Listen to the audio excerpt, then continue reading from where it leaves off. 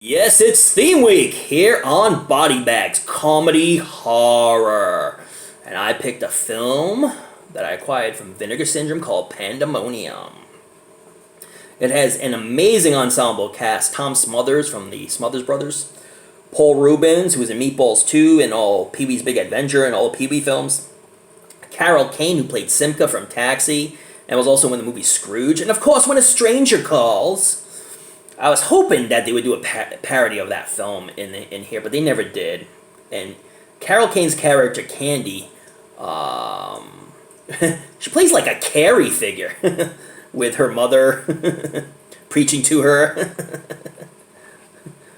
about God and what God will do to you if you go to cheerleader camp. Hilarious. And her mother played by Eileen Brennan from Private Benjamin. Who else was in this? Candace Azara, who was in the movie Fatso. Judge Reinhold, who's from Fast Times at Ridgemont High, Vice Versa, and all the Santa Claus films. Deborah Lee Scott from Police Academy. And, of course, David Landers played Squiggy on Laverne and Shirley. Tab Hunt, who was in a lot of John Waters films like Polyester. And was also in the film Lust in the Dust. Amongst others, Eve Arden from Grease, Phil Hartman. You know him. Phil Hartman, Jingle All the Way, amongst Saturday Night Live and stuff. But yeah, quite a big ensemble cast. I'm going to show you the slipcover. The slipcover is awesome. Actually, I've been showing it to you. Here's the back. I know this slipcover is out of print, but the movie, to my edification, is not. So, yeah, look at that. Oh, I love that artwork. Has the most Vinegar Syndrome titles. Even if I don't like the movie, I'll buy it because of the artwork. And then here's more of a cartoony artwork, which is probably the original artwork for the film. So, yeah. And this is about a dude who goes around killing cheerleaders because he hates them. He hates cheerleaders. But there's a reason for that, and you're going to find out at the end of the film. I'm not going to spoil it for you, sorry about that. But he's been killing cheerleaders since 1963, and now it's 1982. And there's going to be a big cheerleader camp where he's going to go around just killing more cheerleaders. And especially Bambi. Because she was the only one who survived his onslaught of cheerleader killing. The javelin scene cracked me the frig up, though. In the beginning of the film, you see him... how he killed cheerleaders way back in the day, and how Bambi survived.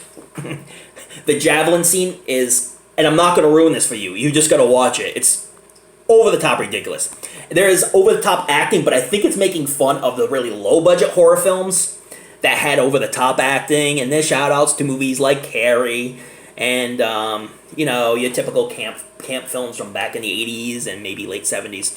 So, has a lot of shout-outs within the film, but we have a dude who's just going around killing cheerleaders.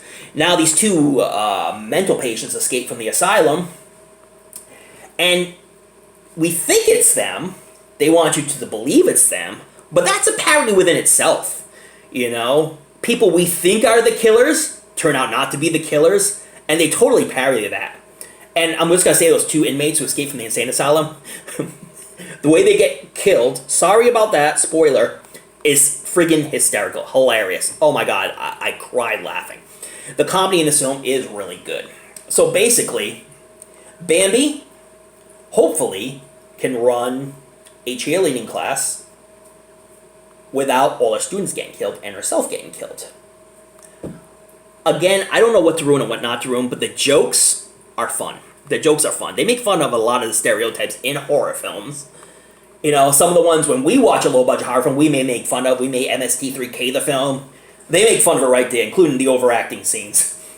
There's a scene where a guy finds his roommate dead, and he's like, ah! He bumps into a mirror, looks in the mirror, and goes, ah! And he just keeps going, ah! Until he meets his demise. Hysterical. Judge Reinhold plays a real flighty character. He's one of the cheerleading students. And he plays flighty really well. I love Judge Reinhold, though. But he plays flighty very, very well. You may have seen him in Stripes or Santa Claus, where he just plays a dunce cat, basically. And he plays it really well in this film. His death scene, oh my god, had me crying. It was so ridiculously over the top. The comedy is pure 80s cheese, and the film itself is pure cheese, but on purpose. So, if you like old 80s cheese films, like Class Reunion, alright, if you like a film, it was a horror comedy that was meant to be funny, and it was meant to make fun of stereotypes in horror films. Student bodies, films like that. This is a lot like those films, Wacko. This is a lot like those films. I love the killer in this film, and again, I can't ruin this for you, but if you watch the beginning of the film, you kind of figure out within the course of the film who the killer is, and I did myself. And I knew it wasn't those two mental patients. Tom Smothers plays Cooper, who's a Mountie. Royal Canadian cop, Mountie type character. And Paul Reubens is a sidekick.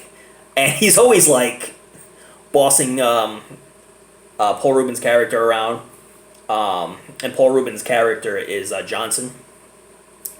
And Tom Cooper has this horse that he treats as his right-hand man, but really Paul Reubens' character Johnson is his right-hand man. And he makes him serve him, and he makes him serve the horse. And he's like, Johnson was cooking dinner for like Cooper and the horse, and they put more potatoes on the horse's plate. And so he's like, he's just his like maid and butler instead of his like deputy. You know, it's hysterical. He treats the horse more like a partner than he does Johnson. So it's hilarious. And Paul Reubens plays it well. He does his whole Pee Wee thing where he does his Pee Wee yell. You know, I'm not gonna do an impersonation of Pee Wee on here. It'd take me hours to get it right. But anyway, yeah, check out Pandemonium. I mean, if you've seen one parody, you've seen them all. A lot like Wacko and Student Bodies and what have you. But about a dude who just hates cheerleaders, just wants to kill them all, including that one who survived. But will he get Bambi and all our students? You have to find out by watching this film. Yeah, again, fun film. Lots of good laughs. I laughed out loud a couple times. A lot of times I rolled my eyes.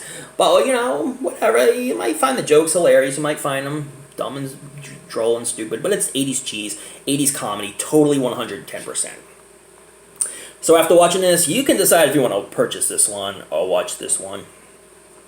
Again, no slipcovers, but I'm sure you can get the movie at vinegarsyndrome.com, or you can maybe watch it online, right? Yeah, why not? And that's my review. I'm going to put it on a cheeseometer because the movie was very cheesy. 10 being the best cheese, 1 being the worst cheese ever. I had a good time with that, giving it 8.5. I think it was a fun film. Not unlike any of the old 80s cheese that you've seen before, but still fun. I will say that there was a scene with Bambi that was in a bathtub, and she fills the bathtub with milk, and she has chocolate chip cookies, and she just throws them in the bath, and then she's eating them while she's taking a bath. And that's... Spoiler alert. Ready? Ready for this one? She meets her demise in there, and it's hysterical how she meets her demise. But it made me like crave chocolate chip cookies and milk, though. Kind of strange, I know I am. But anyways, check out Pandemonium. Now, again, I'm going to say this. While I was watching this film, I never thought I had seen this film before, but I have seen this film before, way back in the day, maybe like 84, in my grandparents' house when they first got cable, because my grandparents were the first ones to have cable. And I remember spending the night over there and sneaking downstairs and watching films like Harold and Maude, and I believe I saw this film as well. Back then, because there were a lot of scenes where like I've seen this before, and yes, I did see this one before, but just many years ago, because up until recently, I don't think there was a Blu-ray edition of this film or a DVD edition of this film. So this film was a little grainy in the beginning, but it got better throughout the course of the film, and probably it's going to look better than it's ever going to look, because Vinegar Syndrome does a bang-up job. Alright guys, check out all the other reviewers. We've got some heavy hitters coming up with some more horror comedy for you, because this is theme week here on Body Bags. And check me out next week. So I'll bring something fun to the table, most definitely. And don't forget to watch the late night horror movies. Read up on your latest Fright Night. Don't forget to tune in to another episode of the show we call Body Bags. If you don't, there's going to be some pandemonium going on.